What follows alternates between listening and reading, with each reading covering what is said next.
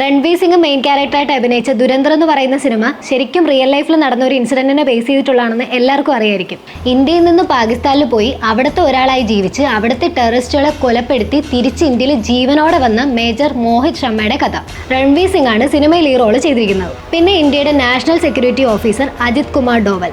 ദുരന്ത സിനിമയിൽ ഈ റോള് ചെയ്തിരുന്നത് ആർ മാധവനാണ്. 7 വർഷത്തോളം അജിത് കുമാർ സ്വന്തം ഫാമിലിയും കൾച്ചറും ലൈഫും എല്ലാം മറന്ന് പാകിസ്ഥാനിലെ അണ്ടർ കവർ ആയിരുന്നു. അദ്ദേഹം അവിടെ നിന്നുകൊണ്ട് പാകിസ്ഥാനിലെ ടെററിസ്റ്റ് ഓർഗനൈസേഷനുകളിലെ ഇൻഫർമേഷൻസ് കളക്ട് ചെയ്തു.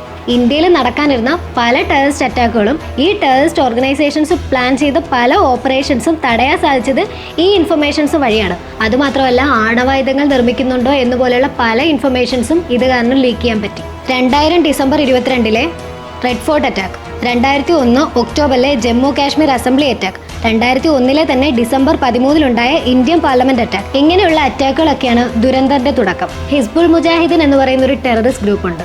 അതിന്റെ കമാൻഡറാണ് അബു സെൻസർ. ദുരന്തർ മൂവിയിൽ ഈ റോൾ ചെയ്തിരിക്കുന്നത് അർജുൻ രാംപാൽ ആണ്. അതുപോലെ തന്നെ അബു തൊറാറ ഹിസ്ബുൾ മുജാഹിദിന്റെ സൗത്ത് കാശ്മീരിലുള്ള ഒരു റിക്രൂട്ടറാണ്. അതായത് ഇന്ത്യൻ ആർമിയെ ഇഷ്ടമല്ലാത്ത ആൾക്കാരെ കണ്ടുപിടിച്ച് ഹിസ്ബുൾ മുജാഹിദിലേക്ക് റിക്രൂട്ട് ചെയ്യുക എന്നുള്ളതായിരുന്നു പുള്ളിയുടെ മെയിൻ ജോബ്. ആൻഡ് പുള്ളിയാണ് മെയിൻലി അറ്റാക്കിംഗ് പ്ലാൻ ചെയ്തിരുന്നത്. ഈ റോള് ദുരന്തർ മൂവിയിൽ ചെയ്തിരിക്കുന്നത് അക്ഷയ് ഖന്നയാണ്. 1998 ശേഷം ഇന്ത്യയിൽ നടന്ന മിക്ക ടെററിസ്റ്റ് അറ്റാക്കിലും ഇവരുടെ ഒരു മെയിൻ ഇൻഫ്ലുവൻസ് ഉണ്ടായിരുന്നു. ആൻഡ് ഇവരെ രണ്ടുപേരെയും തീർക്കുക എന്ന ഉദ്ദേശത്തോടു കൂടിയാണ് നമ്മുടെ അജിത് കുമാർ ഡോവൽ വന്നിട്ട് ഇഫ്തിഖാർ ഭട്ട് മേജർ രോഹിത് ശർമ്മയെ ആ റോളിലേക്ക് നിയോഗിച്ചത്.